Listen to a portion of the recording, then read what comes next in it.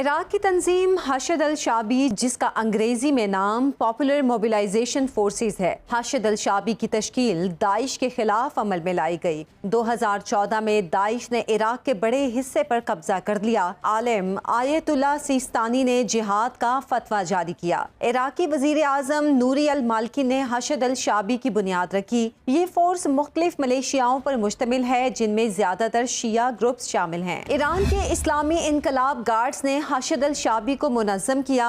2016 में फोर्स की तादाद 2 लाख जंगजुओं से बढ़ गई। इराकी पार्लियामेंट ने हशद अल शाबी को मुसल्लह अफवाज का हिस्सा करार दिया, तहम इसकी खुद मुख्तार हैसियत बरकरार रही। हशद अल शाबी का बड़ा कारनामा दाइश के खिलाफ जिहाद है। ये इराक की फौज के साथ मिलकर दाइश के खिलाफ वॉर ऑन टेरर का अहम हिस्सा थी। मूसल, तकरीद और फलूजा जैसे अहम शहरों को दाइश के कब्जे से आज़ाद किया और 2017 तक इराक से दाइश को तकरीबन खत्म कर दिया गया। ईरान के जेर असर होने के बायस अमरीका और मगरबी ममालिक हशद अल शाबी को ईरानी प्रॉक्सी करार देते हैं। माहिरीन के मुताबिक हशद अल शाबी इराकी रियासत के अंदर हाइब्रिड इदारा बन चुकी है। सरकारी तौर पर इराकी लेकिन अमली तौर पर ईरान से मुंसलिक है। इसकी मौजूदगी इराक की खुद मुख्तारी, फिरका वराना हमआहंगी और इलाकाई इस्तेहकाम के लिए चैलेंज भी है। ये तंजीम इराक की सियासत, मईशत और सिक्योरिटी में गहरा असर रखती है, लेकिन इसे मुकम्मल तौर पर रियासती कंट्रोल में लाना अब भी बड़ा चैलेंज है।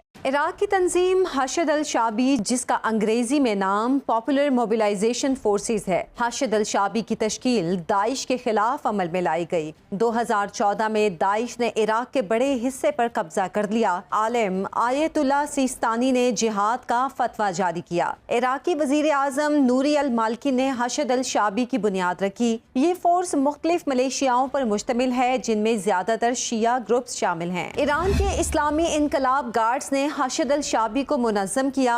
2016 में फोर्स की तादाद 2 लाख जंगजुओं से बढ़ गई। इराकी पार्लियामेंट ने हशद अल शाबी को मुसल्लह अफवाज का हिस्सा करार दिया, तहम इसकी खुद मुख्तार हैसियत बरकरार रही। हशद अल शाबी का बड़ा कारनामा दाइश के खिलाफ जिहाद है। ये इराक की फौज के साथ मिलकर दाइश के खिलाफ वॉर ऑन टेरर का अहम हिस्सा थी। मूसल, तकरीद और फलूजा जैसे अहम शहरों को दाइश के कब्जे से आज़ाद किया और 2017 तक इराक से दाइश को तकरीबन खत्म कर दिया गया। ईरान के जेर असर होने के बायस अमरीका और मगरबी ममालिक हशद अल शाबी को ईरानी प्रॉक्सी करार देते हैं। माहिरीन के मुताबिक हशद अल शाबी इराकी रियासत के अंदर हाइब्रिड इदारा बन चुकी है। सरकारी तौर पर इराकी लेकिन अमली तौर पर ईरान से मुंसलिक है। इसकी मौजूदगी इराक की खुद मुख्तारी, फिरका वराना हमआहंगी